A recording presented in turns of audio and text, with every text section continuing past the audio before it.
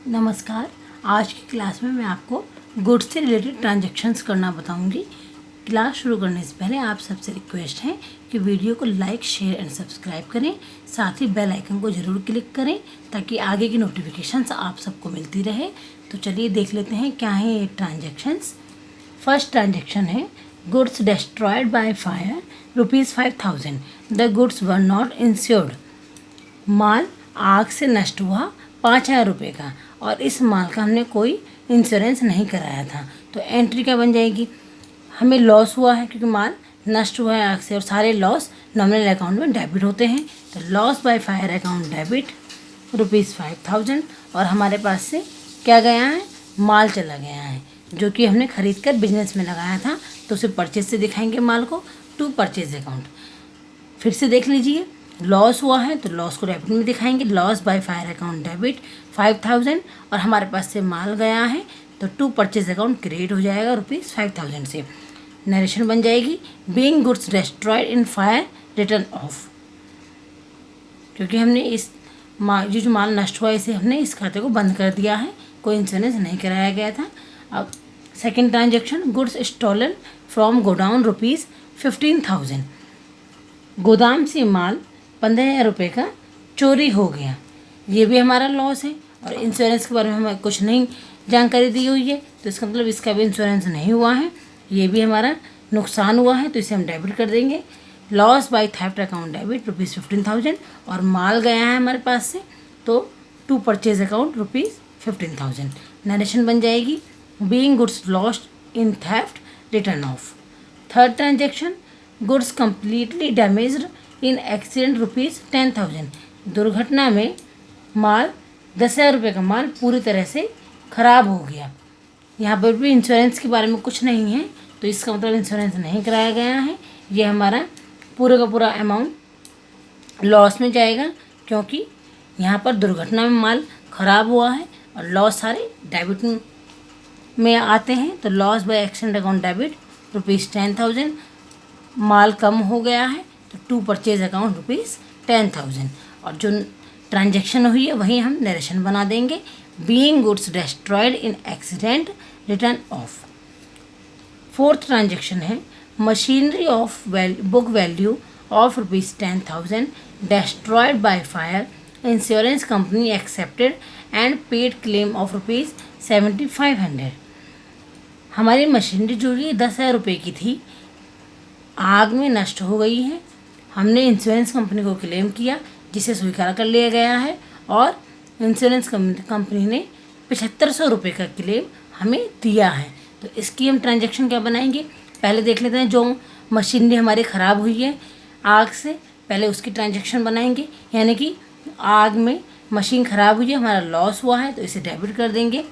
Loss by fire account debit और यहाँ पर क्या गई है, क्या कम हुआ है? यहाँ पर मशीनरी कम हुई है तो टू मशीनरी अकाउंट ₹10,000 और नरेशन बन जाएगी being machinery destroyed by fire being not insured it was a loss. Next entry, जब हम इंश्योरेंस कंपनी के पास क्लेम भेजेंगे तो क्लेम भेजने की हमारी एंट्री बन जाएगी। यहाँ पर क्लेम जा रहा है इंश्योरेंस कंपनी को तो पाने वाला डेबिट होगा यानी कि इंश्योरेंस कंपनी डेबिट जिसको क्लेम दिया जा रहा है।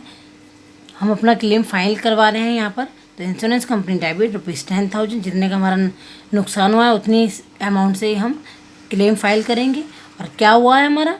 To loss by fire account. जो दुर्घटना का कारण है, जिस कारण से हुआ है वो हम क्लेम फाइल कर देंगे। तो insurance company account debit to loss by fire account ₹10,000 और नरेशन बन जाएगी being insurance claim lodged with insurance company.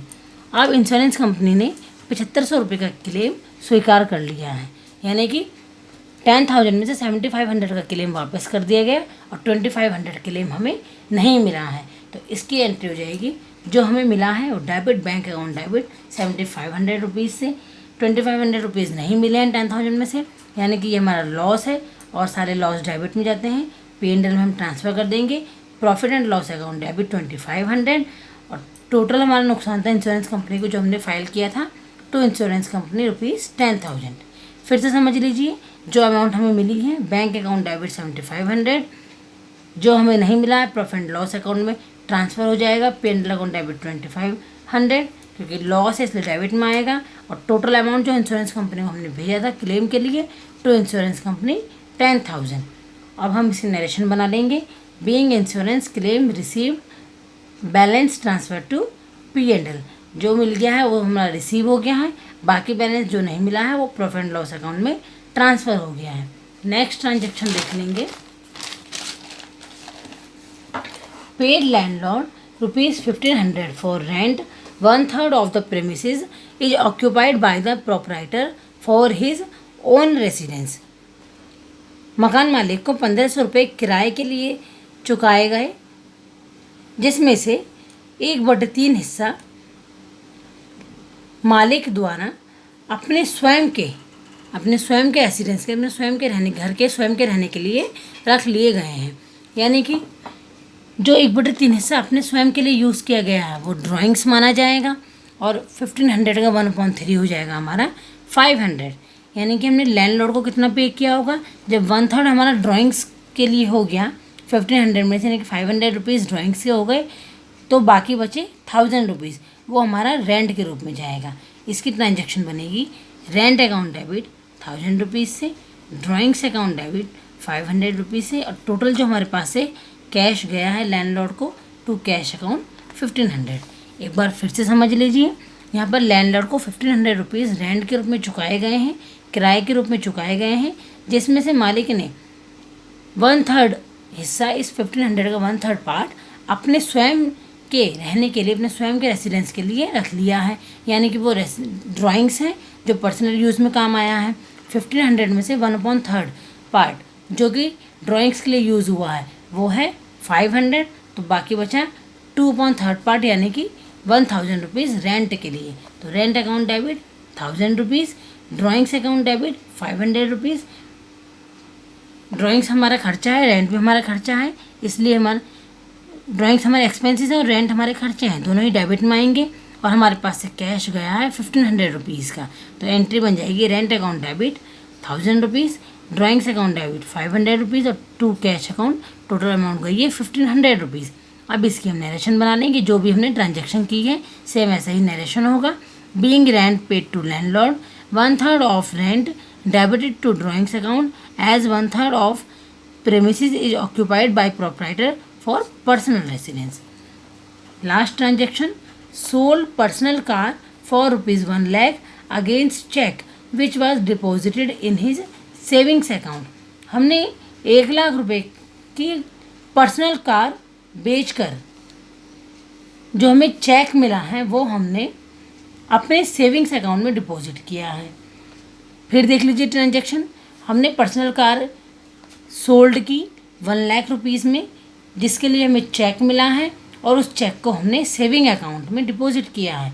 तो इसकी एंट्री होगी नो एंट्री, इसकी कोई एंट्री नहीं होगी, क्योंकि ये जो पैसे मिले हैं कार को सोल्ड करके, जो चेक मिला है वो हमने सेविंग्स अकाउंट में, अपने स्वयं के सेविंग अकाउंट में डिपॉजिट किया है, ना कि बिजनेस के बैंक अकाउंट में। और स्वयं के लिए हमने किया है तो यहाँ पे कोई एंट्री नहीं होगी बिजनेस में। अगर बिजनेस में किया था ये डिपॉजिट तो हम एंट्री बनाते, तो हम यहाँ पर एंट्री कर देंगे नो एंट्री, और इसका रीज़न भी दिखा देंगे। तो ट्रांजैक्शन का इस तरह से होगा, no entry because the sale proceeds is deposited in his savings account and not the bank account of business, क्योंकि यह बिजनेस के बैंक अकाउंट में ना जाकर स्वयं के सेविंग अकाउंट में डिपॉजिट किया है उसने। आशा है कि आप गुड्स से रिलेटेड ट्रांजैक्शन समझ गए होंगे। नेक्स्ट क्लास में मैं आपको और भी कुछ ट्रांजैक्शंस बताऊंगी। यदि आपकी कोई भी क्वेरी हो तो आप कमेंट बॉक्स में कमेंट कर सकते हैं। धन्यवाद।